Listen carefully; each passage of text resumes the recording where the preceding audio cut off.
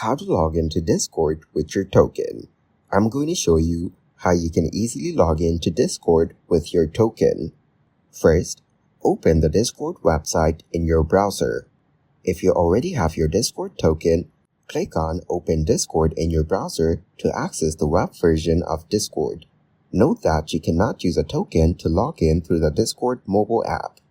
Next, press Ctrl+Shift+I on your keyboard to open the developer tools. Once the developer tools are open, you will see several tabs, including Elements, Console, Sources, and others. Click on the Console tab to access the Discord console. Then copy the code provided for logging in with a token. Paste this code into the text field under the console. Replace Paste Token here in the code with your actual Discord token.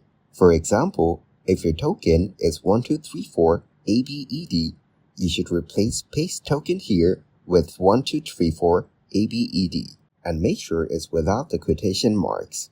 Now press Enter to execute the command. Finally, you will be logged into your Discord account automatically without needing to enter your email address or password.